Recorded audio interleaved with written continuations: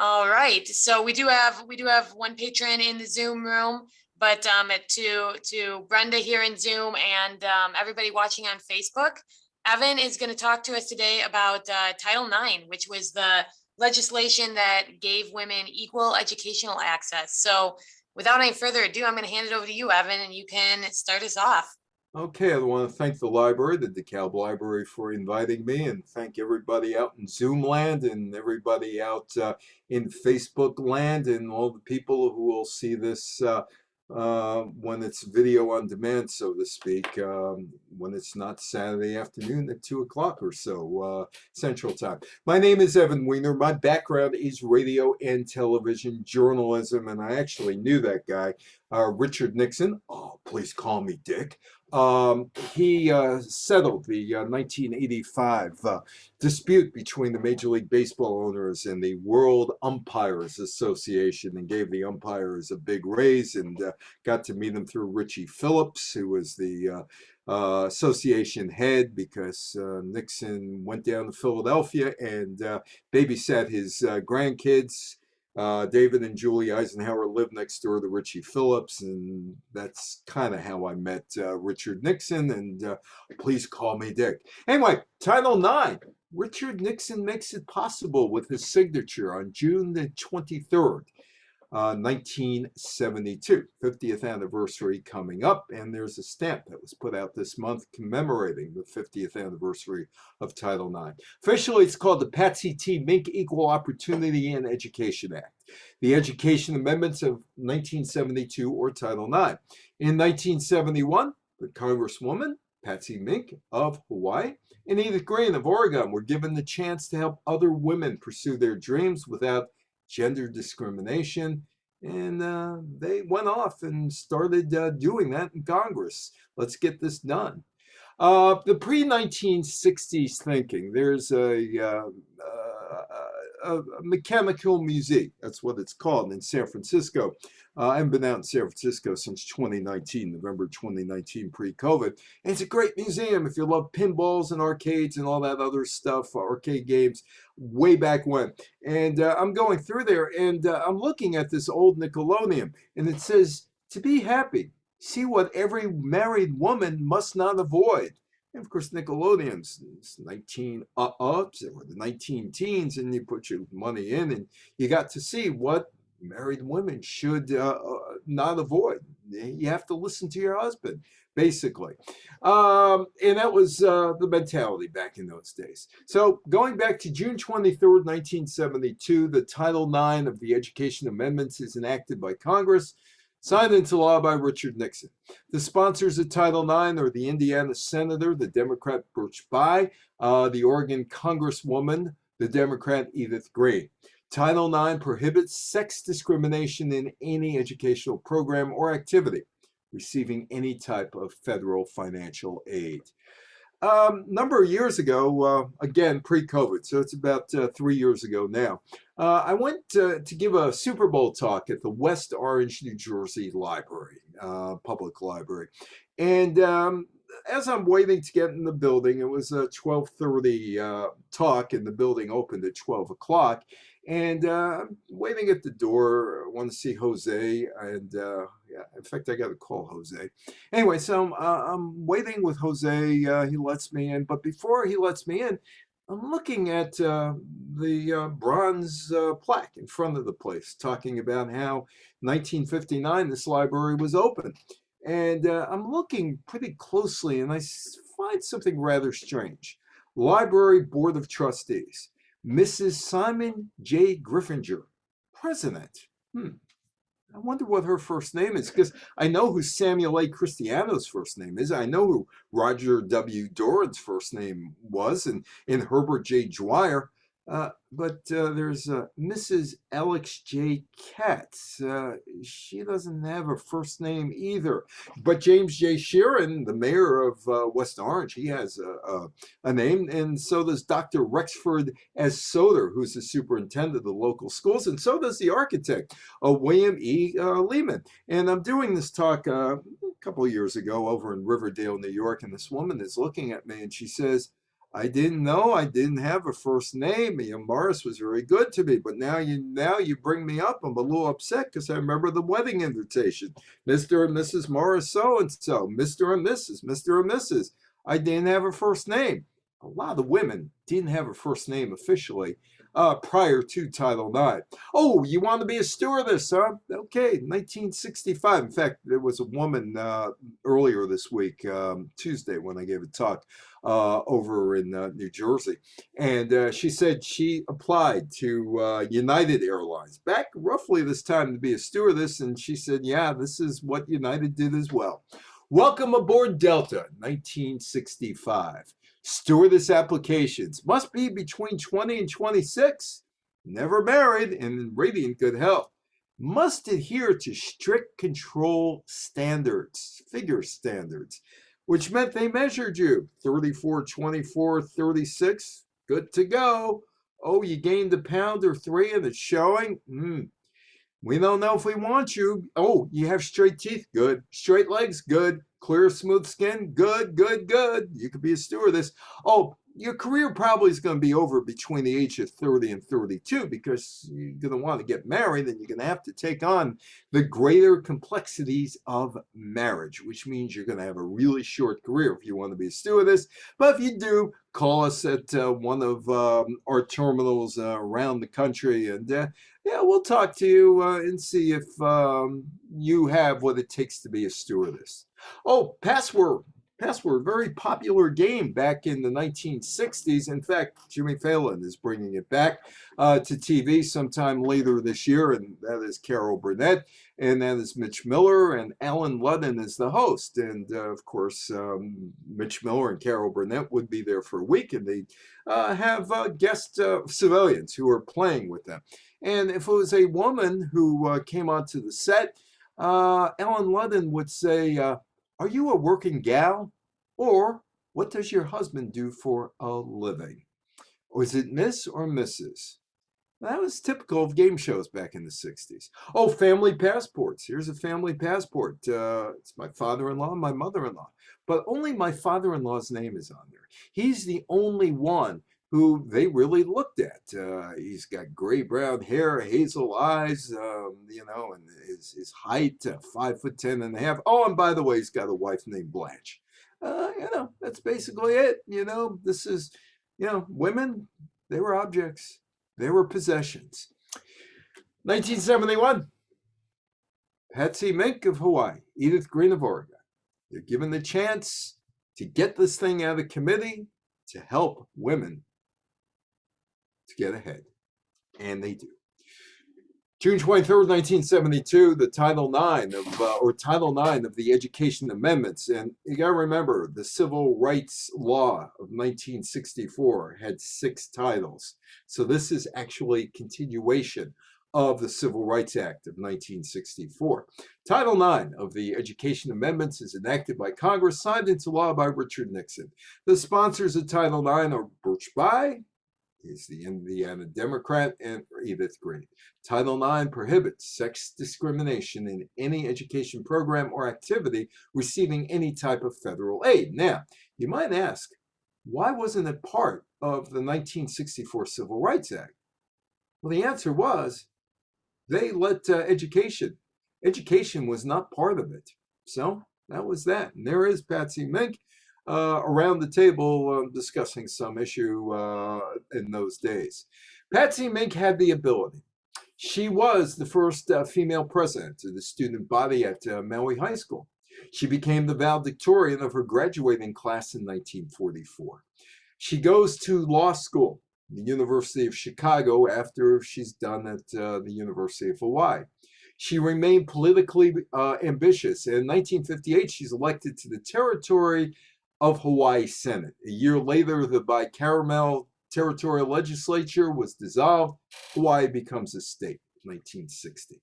And in the special election to select a representative from Hawaii to the Congress, House of Representatives, Mink loses to the Democratic primary to Daniel Inouye. But she's still politically ambitious. In 1962, she runs for election to the Hawaii State Senate and was successful in her bid. 2 years later, she wins her race for the U.S. House of Representatives. She gets a seat. But she finds out that she's a girl. And she's not really all that welcomed in the House of Representatives, at least at the gym. She was an early supporter of a successful effort to get female members of Congress to use the House gym. And I'm sure she wanted to use those rowing machines and the old Indian clubs and all that other stuff. She wasn't allowed to use it. Then eventually she was allowed to use it. She was a champion of women's rights. She didn't want to be characterized as a feminist. In the late 1960s, she became an outspoken opponent of the Vietnam War. She worked on behalf of legislation in the fields of civil rights, particularly that of women and children, as well as healthcare, welfare, and education.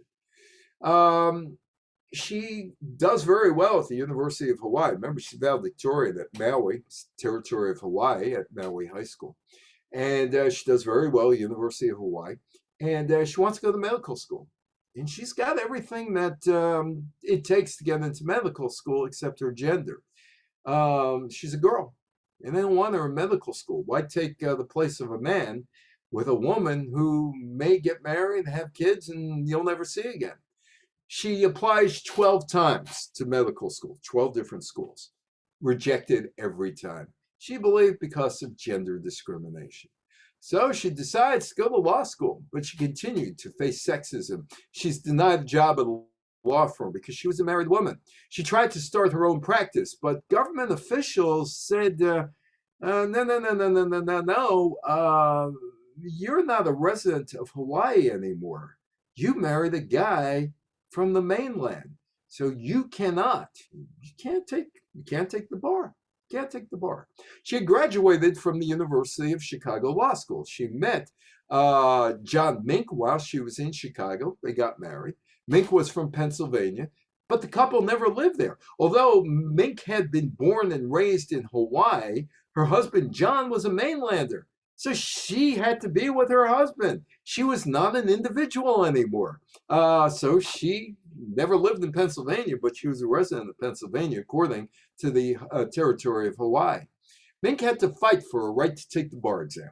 When she won and passed the exam, she became the first Japanese-American woman lawyer in Hawaiian history. She was a congresswoman, 1965 to 1977, and then again, 1989 until she passed in 2002. And there are the two women who have a lot of were responsible for changing the lives, or partially responsible for changing the lives of hundreds of millions of American women over the last 5 decades. 1954, Edith Green was elected as the representative for Oregon's 3rd Congressional District. She focused on women's issues, education, social reform. In 1955, she proposed the Equal Pay Act to ensure that men and women were paid equally for equal work.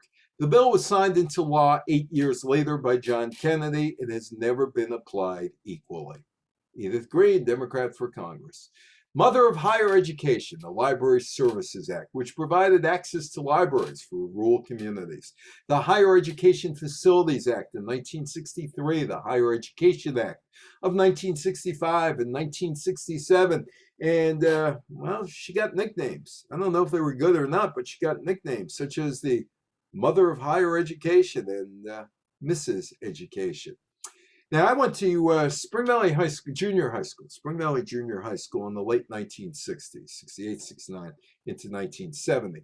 And there were after-school programs for guys like me, but really not very much for girls. Yeah, there was the Future Teachers Association of America, cheerleading, but that was basically it. It was in those days that girls couldn't take shop. Boys could not take home ec. And I'm one of those boys who should have taken home ec. Maybe I would have learned to cook an egg, but there were definite gender roles back in the late 1960s. And in the late 1960s, Green pointed out programs existed to keep boys in school, but no similar programs existed for girls. And she sought to correct this inequity. She introduced a higher education bill that contained provisions regarding gender equity in education. The Boston Marathon, 1967, was a male-only thing. Male-only thing. Women couldn't run, except Kay Switzer decided to run, Catherine Switzer. But she knew that if she entered as Catherine Switzer, that wasn't going to work. She grew up the daughter of a major in the United States Army, so failure not really an option for her. While studying at Syracuse University, one of her coaches told her that a frail woman couldn't run the Boston Marathon, so she trained in secret and would enter the race. And that's Jock Stemple, and that's Catherine Switzer wearing number 261, and that's Big Tom Miller. Jock Stemple kind of was the head of the Boston Marathon back in 1967, and he's infuriated, absolutely infuriated that a girl is running. She's running the Boston Marathon. He is so upset that he's about ready to push her face down into the concrete. Unfortunately for her, she had a boyfriend who is a player on the Syracuse football team and was a track and field guy, a hammer thrower, who is also 6'2" and weighed 235 pounds. Now, he wasn't going to run. He never thought about running a marathon, but she was the girlfriend. And she said she was going to do it. And he said, you know what? If you're going to do it, I'm going to do it. People who work for the marathon tried to physically pull her out of the race.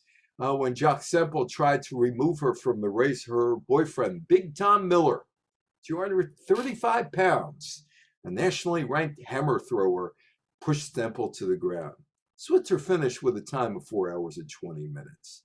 Title IX, no person in the United States shall, on the basis of sex, be excluded from participation in, be denied the benefits of, or subjected to discrimination under any education program or activities receiving federal financial assistance. Here's the problem, and it's a big problem, as people are pushing ahead with Title IX. Title IX is highly controversial. Some supported the law, but others thought it was way too dangerous, forcing schools to accept women because they felt that would ruin American education. At this point, I got to thank some people for helping me out in this talk. Donna DeVerona won 2 gold medals in the 1964 Tokyo Olympics in swimming. Nancy Hogshead, who won a gold medal in the 1984 Los Angeles Olympics, also in swimming. The late Shelley Saltman, who put together the Billie Jean King, Bobby Riggs fiasco, Battle of the Sexes, a network extravaganza. That's how it goes, so called it. Anyway, and Harvey Schiller. Harvey Schiller, who was the head of the Southeast Conference in college, who pushed to make sure that women had the same opportunities in sports as men did while he was a commissioner back, I think it was the 1980s into the 1990s. And there is Donna DeVerona, who was with ABC Sports for a long time, but her real calling in life was as a lobbyist in Washington to make sure that Title IX was never touched. And Donna and I talked about this one day, and this is what she said to me. Without Senator Stevens as a co-sponsor, I doubt Title IX would have survived. It was a time when we needed a strong Republican. He championed the rights of athletes and protected Title IX, as well as always being there when there was a challenge to the law. Well, why Title IX? Why did Ted Stevens support Title IX? Well, he was an avid tennis player, senator from Alaska. He was able to see value in sports. He had daughters, couldn't play little leagues. And recreation in his life and professional lives. And Title IX would provide women's equality in sports, and that's the Achilles heel of Title IX. As Donna DeVerona once told me, she said, had we said just women's educational opportunities across the board, we would not have had problems with Title IX. But they did have problems with Title IX. It was challenged and challenged and challenged, basically on the sports provision. Had they left out sports, they never would have had a problem. And there is Harvey Schiller, and there is Ted Stevens, and there is Donna DeVerona. And there's Birch Bayh, senator from Indiana. Well, I'm going back to Spring Valley Junior High School here. Stewie Gates, 9th grade social studies teacher, is still with us all these years later, retired about 8-9 years ago, fighting fires in Stony Point, New York, and Rockland County. Stewie, don't climb the ladders anymore. Just answer the phone. You're in your 80s. Anyway, I'm in 9th grade. It's 1969, 1970. I forgot what part of the year it was, but I'm only 13 years old. And I'm a year ahead. I got kicked out of kindergarten and thrown into 1st grade because they thought I talked too much. Imagine that. And so anyway, Stewie's got us all, this 9th grade class, we're all lined up and we're listening to this uncle talk to us, Uncle Stewie. And he's telling us, he says, you're all in 9th grade now. And in September, you're going to go up to the high school, Spring Valley High School. New building. And you're going to take the PSATs, the practice SATs. 2 years from now, you're going to take the real thing, the SATs, and you get your grades. And then 3 years, you're going to go visit colleges. And to the women in this class, I'm just talking to you, the women in this class. When you go to college, some of you are only going to major in 3 letters. MRS. It's much better when I'm live because I can interact with the crowd and you can see the expression on some women who know the answer is coming. MRS, you're going to go to college to get married. It's 1972. Birch Bayh is on the Senate floor. The misunderstanding. And he sounds a lot like Stewie Gates, my 9th grade teacher. In his remarks on the Senate floor, Birch Bayh stated, "We're all familiar with the stereotype that women are pretty things who go to college to find a husband and who go on to graduate school because they want to marry a more interesting husband. And finally, marry, have children, and never work again." Let's stop right there. He gave a talk about 12, 13 years ago up in Stamford, Connecticut on this. And it was a group, and there was a guy sitting in the back with his wife. He said, "Can I say something?" After I read that, I said, "Sure, why not? You know what? Go ahead." He says, "I went to medical school in 1960. He said, there were 96 of us, 92 men and 4 women. And he says, the dean of the school, we're all sitting there, tells the 4 women to stand up. They stand up. And he says to them, what are you doing here? What are you doing here taking a man's place? You're looking for a husband, aren't you? And you're going to waste our time here. You're taking a man's place here because you're going to find a husband, you can get married and have kids, and we've wasted time here." Let's go back to Birch Bayh. The desire of many schools not to waste a man's place on a woman stems from such stereotype notions. But the facts absolutely contradict these myths about the weaker sex. And here's my joke generally when I'm out there with people. The women of the weaker sex, if they're so much weaker than men, how come they outlive us? Because they want to. And it is time to change our operating assumptions.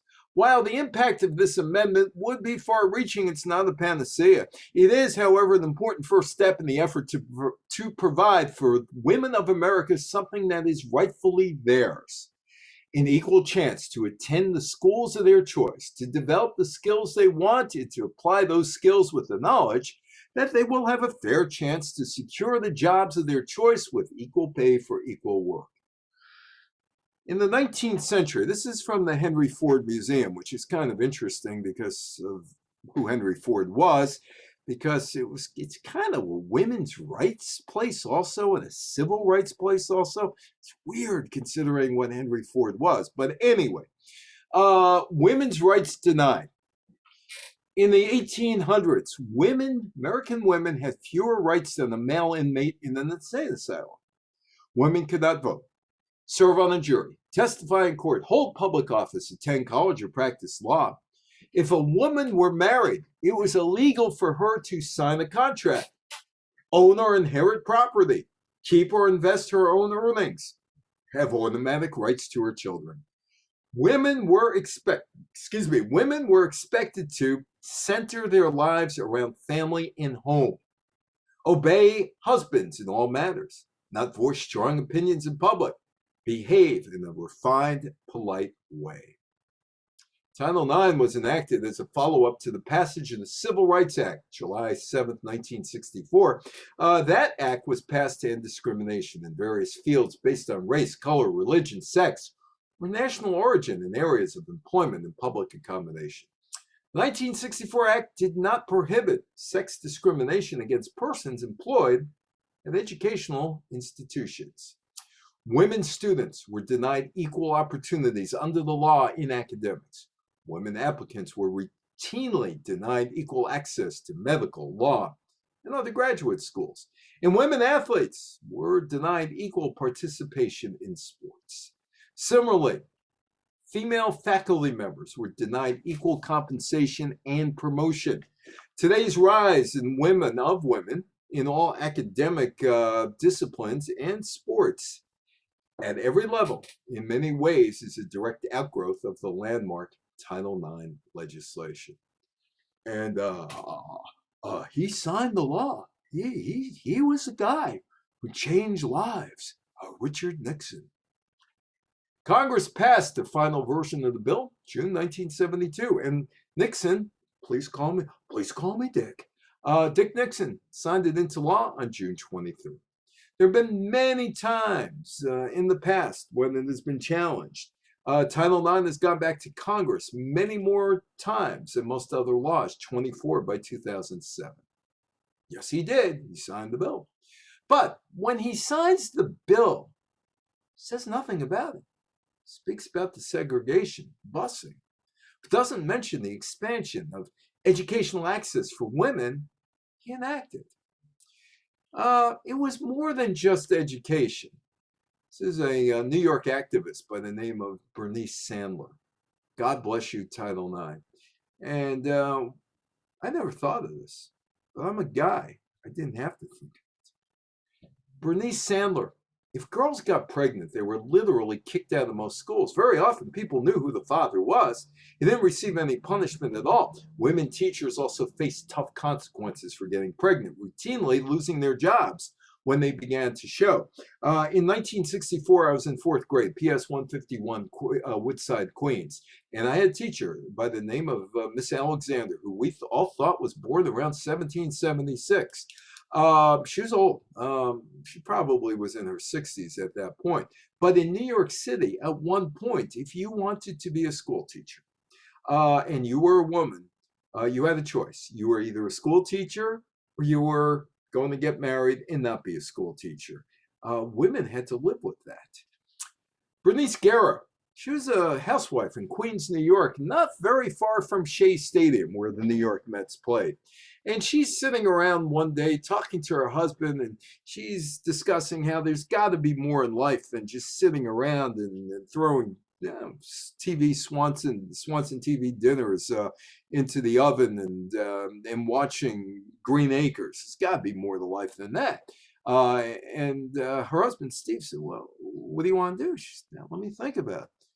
Oh, I like baseball. I want to be an umpire. She wants to be an umpire. All male, it's an all male profession. But she's good at what she's doing. In 1969, Bernice Guerra, after going to umpiring school and doing a number of other things, receives a contract from the National Association of Professional Baseball Leagues to work in the Class A short season New York Penn League. But Bernice Guerra received a telegram from the then NAPBL president, Philip Peyton, informing her that her contract was disapproved and invalid. Why? Because she was a girl.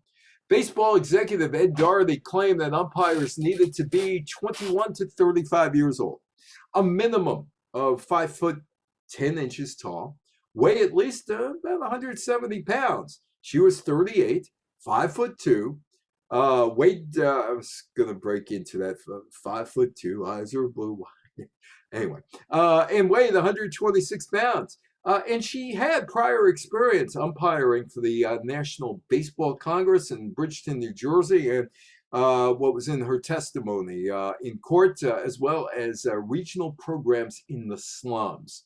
And there she is. A woman's qualified. New York State Division of Rights versus the New York, Pennsylvania Professional Baseball League. The court ruled that being a man is not a bona fide occupational qualification for umpires. In other words, a woman could blow a call as easily as a man could. And, well, there's Angel Hernandez, who's allegedly the worst umpire in Major League Baseball right now. Anyway, she couldn't do any worse, according to some fans. On June 24th, the day after Title IX has been signed into law, Bernice Guerra, after 3 years of court battles, gets onto the minor league baseball field as she umpires a Class A minor league game between the Geneva, New York Rangers and the Auburn Phillies of the New York Penn League in Geneva. And there she is. She's ready to go to work. She's got her baseball official rule book. She's got a telegram there, and she's got her chest protector, and she's all set. She's going to be the first ever woman professional umpire. The night before the game, she's in Geneva. Not Geneva, Switzerland, which would probably be a lot better, but she's in Geneva, New York. And let's face it, umpires, they don't stay at the Ritz-Carlton when you're in the New York Penn League, which doesn't exist anymore, by the way. That was shuttered by Major League Baseball after the 2000 season as they cut back minor leagues. But she's at either the Super 6 or Motel 8, wherever she's staying. And think of the mentality of this. 8 men come to the hotel and start cursing her out outside of her room and shatter the light outside of her motel room. And, you know, it's not only Bernice Guerra there, but there are others who are at that hotel doing whatever they're doing at that hotel. Why? Why are they going out? What's the big deal? But anyway, they did. The afternoon before the game, she stayed inside her motel room studying baseball players and professional league rules. She didn't eat. Stomach churned at the mention of food. And she finally gets out there. She is going to be umpiring a doubleheader. Game 1, she's going to be in the field. Game 2, behind home plate. Philadelphia Phillies minor league team against the Texas Rangers minor league team. She would work just one game. Peeling potatoes was not for her either, but she was berated by the Auburn manager, Nolan Campbell, for reversing a double play call. She resigned between games of the doubleheader, citing lack of cooperation from her fellow umpires. They didn't want her around. They really didn't. Gave her the cold shoulder. Campbell told her in the argument she should be in the kitchen peeling potatoes. Guerra's umpiring partner put his arm around Campbell, who was just thrown out of the game, walked him back to the dugout. And that was it. She quit. She basically had, nobody was there for her. Bernice would always say, I could beat them in the courts, but I can't beat them on the field. The woman in blue. After the final out, she left the field, never to return. When I got in the car, I broke down. She resigned between games, citing lack of cooperation from her fellow umpires. Critics condemned Guerra for quitting. They said her resignation closed the door for other women in baseball. She replied, how could I close a door that was never opened? My father-in-law was a groupie. He used to go out with me when I used to go to news conferences. And I'm kind of glad he did now because I have these pictures that I probably would not have had from the 1980s because he used to get people to take pictures of him and stars like Billie Jean King. Billie Jean King is great. She is absolutely great. She is funny and she's caring. She's to the point, and you always feel good after speaking to Billie Jean King, unless maybe you were Bobby Riggs at one point. And over the years, I've done all kind of interviews with Billie Jean King, and going to use some of them now. Billie Jean King was a pioneer who captured people's attention long before the Battle of the Sexes showdown against Bobby Riggs, Houston Astrodome, 1973. While Patsy Mink is pushing ahead, the women's tennis world is stalled. They're stuck in old world traditions. It left women athletes as second-class citizens, and Billie Jean King decides to push ahead. There she is in 1967 over... she is at some tournament, but she's going after the United States Lawn Tennis Association in 1967 because they're paying players under the table so they would be in tournaments. And she thought this is all wrong, that the practice was corrupt, and it also kept the game highly elitist. In 1968, Wimbledon tournament, Billie Jean King wins 750 pounds for taking the title. Rod Laver gets 2,000. The total purses of the competition, 14,800 pounds for men, 5,680 for women. At the 1970 Italian Open, men's singles champion Ili Nastasi is paid $35,000 US, while the women's single champion King receives $600.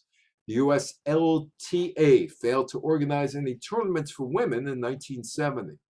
Billie Jean King wins the US Open in 1972 out in Forest Hills in Queens. She pushed for equal prize money in all the tournaments. And after winning the US Open in 1972, she was paid $15,000 less than the men's champion, Ili Nastasi, and threatened to sit out the 1973 Open if the prize money was not equaled by the following year. In 1973, the US Open became the first major tournament to offer equal prize money for men and women. You've come a long way, baby, to get to where you are today. You've got your own cigarette now, baby. You've come a long way. Now, that was condescending, wasn't it, to women? But I gave a talk 3 years ago up at the Richfield, Connecticut Library. And it was on the year 1969 when the cigarette came out. And a woman there, who then was in her 70s, said, I remember that commercial. It was the first commercial that talked to me as a woman. And I didn't agree with the product. I wasn't going to buy the product, but all the other commercials were trying to sell dishwashing detergent, floor wax, furniture polish. That's what they were trying to sell me. They were trying to sell me something as a woman. And the Virginia Slim Circuit, that's the tennis circuit that Billie Jean King helped put together. As you can see, the cigarette in one hand and the tennis racket and ball in the other hand. Formed in 1970, the Virginia Slim Circuit eventually became the basis for the later WTA Tour. The players, dubbed the Original Nine, rebelled against the United States Lawn Tennis Association due to the wide inequality between the amount of prize money paid to male tennis players and female tennis players. The Nine Rebels: Billie Jean King, Rosie Casals, Nancy Ritchie, Peaches Barkowitz, Kirsty Pidgeot, Valerie Ziegenfuss, Julie Heldman, Carrie Melville Reed, Judy Taggart Dalton. They were all putting their careers at risk. A lot of women put their careers at risk, not only in tennis, but in other industries as well, because they wanted to move ahead. It was blood money. This worked. It was blood money. Oh, the USLTA said, you better not participate in any of those tour events, or that one event in 1970 in Houston. Better not go there. They did. We dare you to throw us out. They didn't, because they needed Billie Jean King for the major tournaments. Ellen Merlo was the director of marketing communications for Philip Morris USA, which made the Virginia Slims, and noted that the company had earlier sponsored the tour from 1971 to 78. When we get involved in any promotion, it's obviously to create a greater visibility for our brand name. But we have never, ever asked a player to endorse our product. Brandi Chastain, she was with the 1999 United States Soccer Championship team. In 2008, we were doing an interview, and we were talking about why women's sports was failing. And Brandi Chastain had something rather interesting to say. She didn't think it was just women's sports that was failing. She thought it was corporate America that was failing. even though Title IX was 27 years old when she was part of that team. And also, it was at that point 36 years old when I spoke to her. And I said, well, what's the problem? Simple. We need a good old girls network. We need CEOs and CFOs. That's what we need. Until we get that, women aren't going to be taken seriously in sports and even in business. Credit cards. Credit cards. Red Fox. Sanford and Son. He was pitching the American Express card back in the mid-1970s. Credit cards. Women couldn't get credit cards. Billie Jean King told me this story. She's making the money. Her husband, Larry King, not Larry King, who's married 8 times to 7 different women on radio, TV. That was different Larry King. Her Larry King, that she was married to for a while, was a lawyer. And she said that she's making most of the money, but she can't get a credit card. Many banks required single, divorced, or widowed women to bring a man along with them to co-sign for a credit card. And some discounted the wages of women by as much as 50% when calculating their credit line limits. In 1974, the President Gerald Ford signed the Equal Credit Opportunity Act, which made it illegal to discriminate against someone based on their gender, race, religion, or national origin. In 1975, there was a bank for women because women, now you got to remember, women now have equal rights in colleges. They could go to the medical school. They could go to law school, but they still can't get bank loans in 1975 because most banks wouldn't give bank loans. Anyway, out of the Women's Lib Movement, National Organization of Women's Movement. In 1975, the first women's bank was opened by Judy H. Mello. It was called the First Women's Bank. The bank, a creation of the feminist movement, was established in April 1975. It was the first bank in the United States to be operated by women for women at a time when its founders said that women were given a short shrift by other banks. By 1986, banks were giving women money. Women got credit cards. There wasn't a problem. So there was really no need for the first women's bank anymore. Its business was languishing, and it was sold to a group of investors and folded into another portfolio. Credit cards. Credit cards were a problem, still were a problem in 2012. Women still paid more for credit cards, according to a study by the Financial Industry Regulate. Okay, let's start that again. Take 2. Financial Industry Regulatory Authority. Women pay a half-point higher interest rate than men. So what is Title IX? What exactly is Title IX, and how did that change lives? Well, it opened the door for women in sports. And that's what it's thought about today, sports. But it really didn't. It opened the field of medicine and law and engineering and geology. My friend Fran Cummings, who lives in Hawaii now, she's in her 80s. She's a valedictorian of her school in Utah, high school in Utah. She came from a family of geologists, and she was told, she went to a bunch of schools, and she was told, no, you can't go to the school that major in geology. And so she asked one of the people who rejected her, and she said, why did you reject me?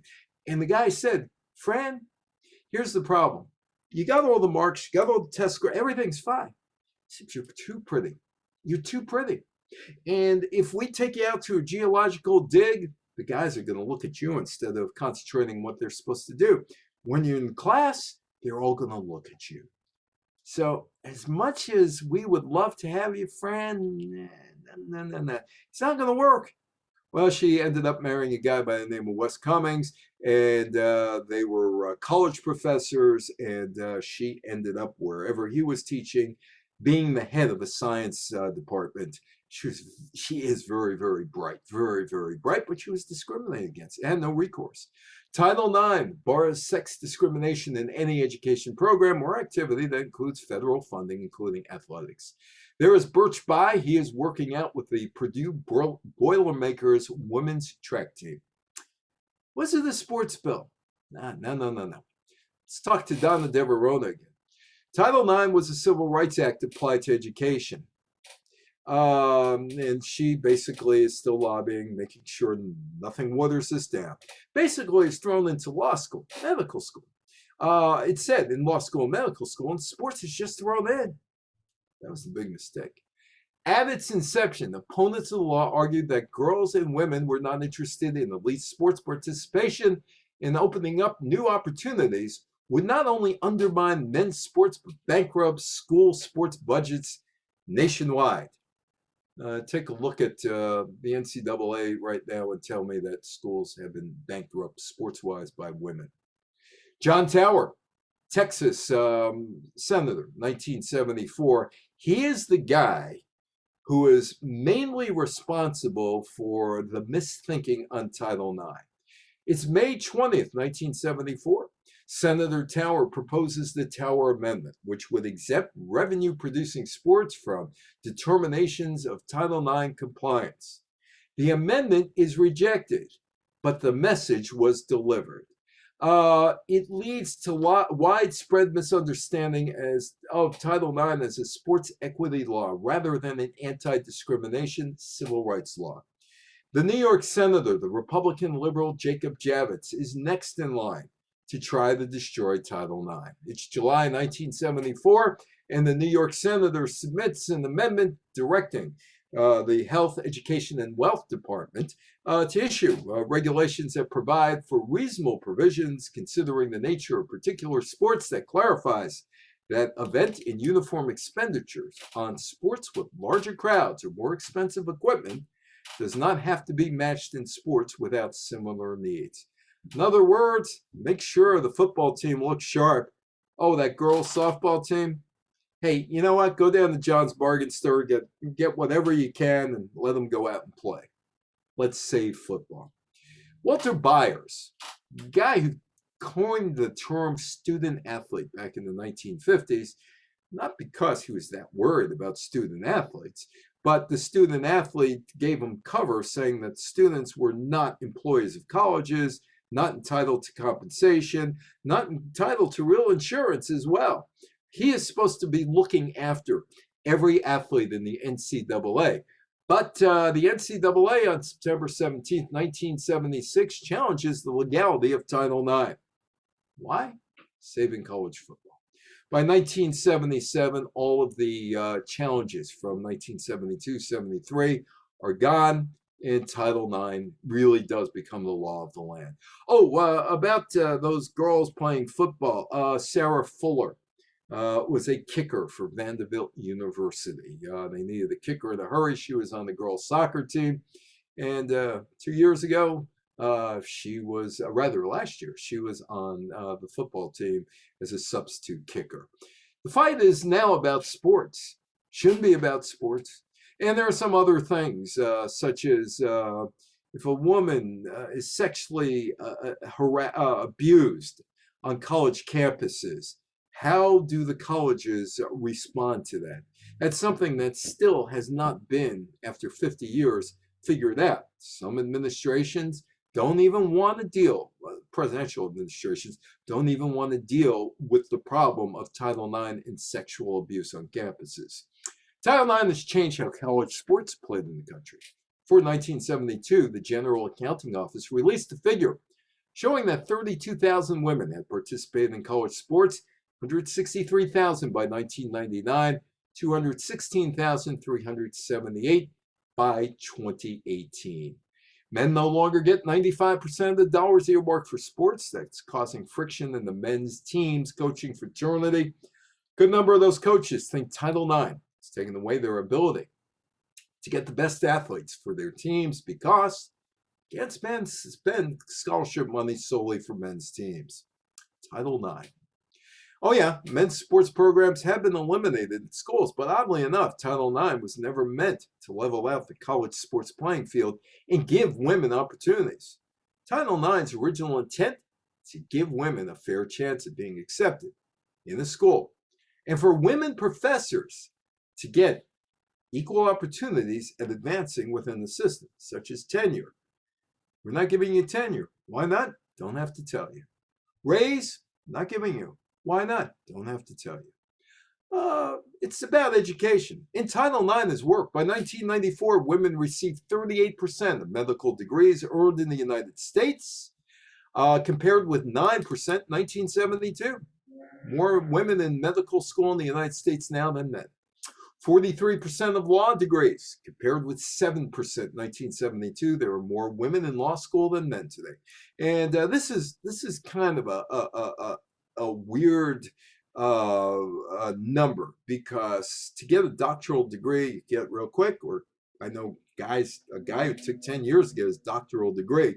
25% of women or people who got doctoral degrees in 1977 were women, but we don't really know if that's post 72 or not. But we do know in 1994, 44% of women got the doctoral degrees. Title IX has created diversity in society. It's just not a piece of sports legislation. And here's one of the 5 most influential men in women's sports in the 1970s, the late Shelley Saltman. Hey, Shelley, put down the burner phone. You're not going to be able to reach me. Shelley passed away 3 years ago. He and Billie Jean King partnered on the Battle of the Sexes in Houston, which is a great, great story, but for a different talk. But Shelley was honored as one of the 5 guys who meant the most to women's sports in the 1970s. Pre-1972, very few women lawyers, doctors, scientists. Nurse, teachers, secretaries, that's a career for most women. Girls didn't play too many sports. Girls took square dancing and home economics. My wife probably said I should have probably taken square dancing because I can't dance at all. Without Title IX, there would be no U.S. Women's Cup Soccer Championship team from 1999, no WNBA, professional women's sports leagues. Almost every female athlete in the U.S. today has benefited from Title IX one way or the other, or women's scientists, mathematicians, or computer analysts. But has it worked? Or is there still something lacking? Apparently, there was something lacking last year. Now, it was a bubble. It was a COVID year. It was a bubble. But the NCAA set up its bubble in Indianapolis for men and down in the San Antonio, San Angelo area in Texas for women.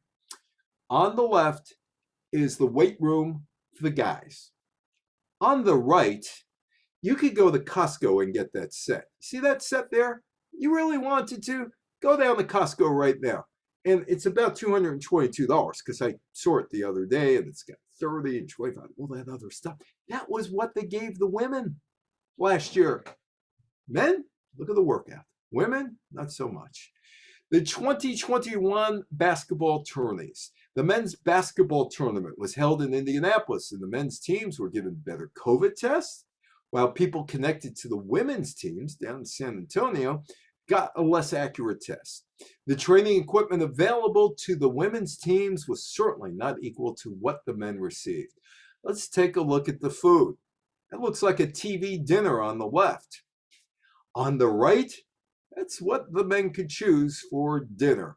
TV dinner or full buffet. The men got it, the women didn't.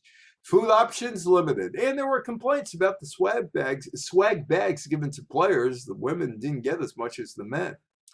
And that's Dr. Mark Emmert, who has made many mistakes as the head of the National Collegiate Athletic Association, but somehow, some way, continues to have a job and does have a job.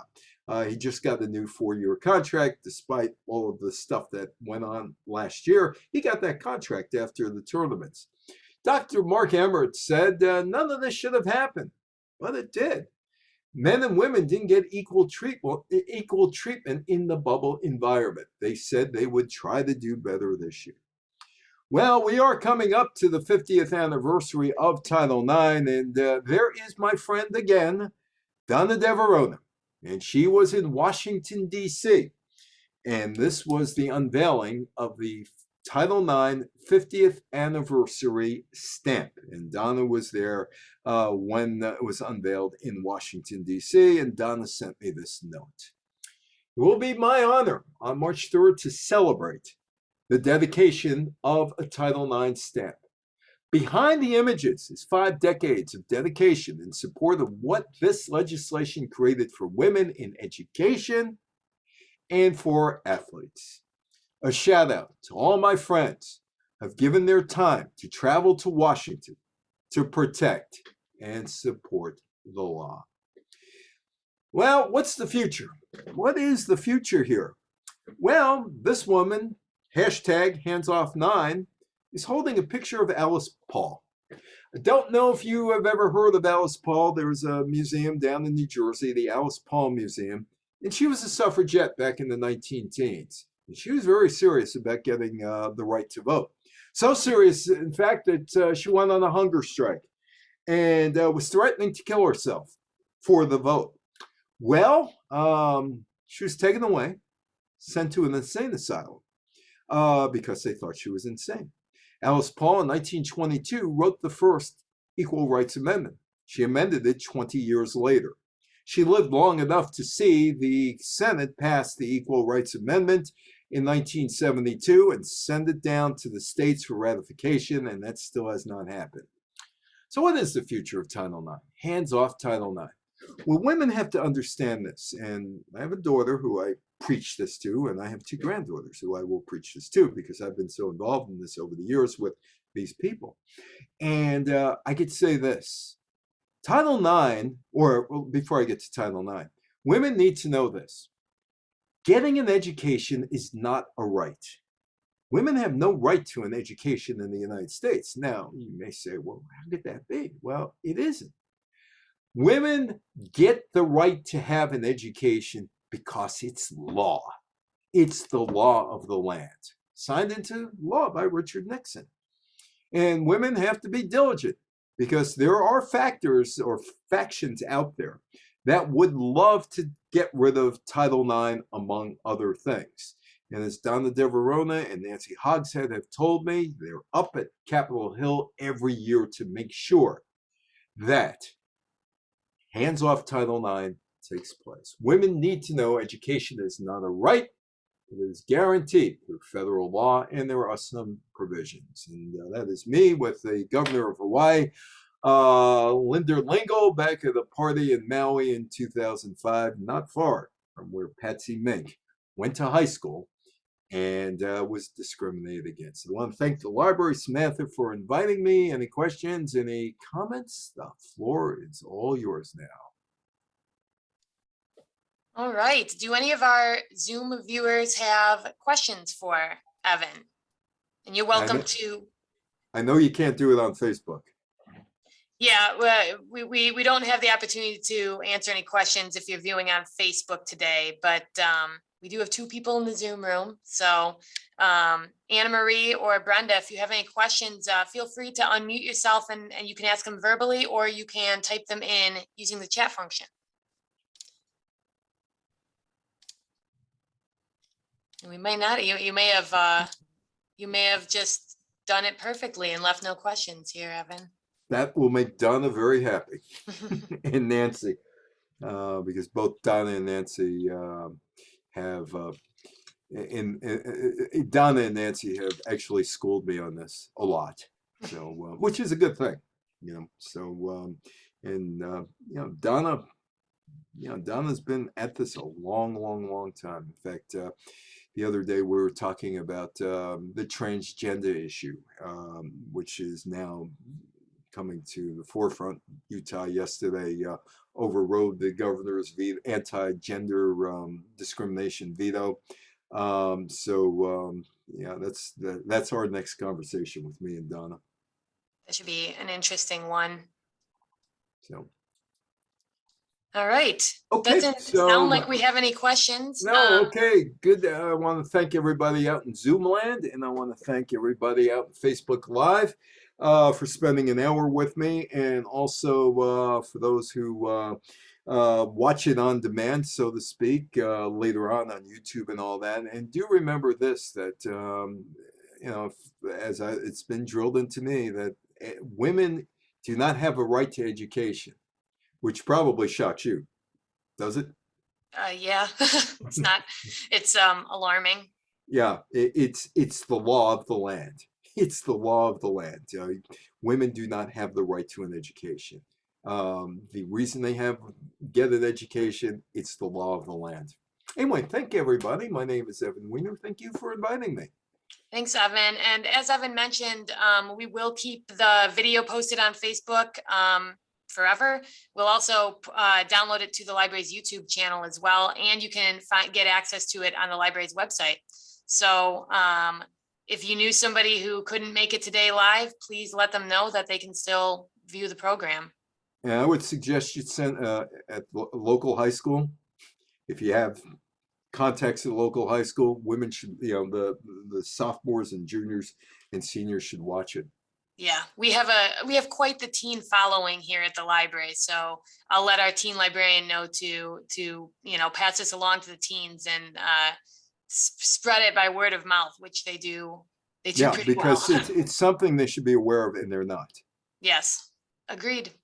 Yeah. So anyway, thank you so much. Thanks, Evan. And have a great weekend and have a great time whenever you watch this, and we'll see you down the line somewhere, hopefully. Sounds good. Thank you so much, Evan. Okay. Take care. Have a good one. Bye-bye. Bye, everybody. Thank you very much. Thanks, Anna Marie. Anna Marie and Brenda, I put a link to our event survey in the chat function if you feel like you want to give any feedback. But thank you both for coming, and yeah, we will see you guys at our next program, hopefully. Okay.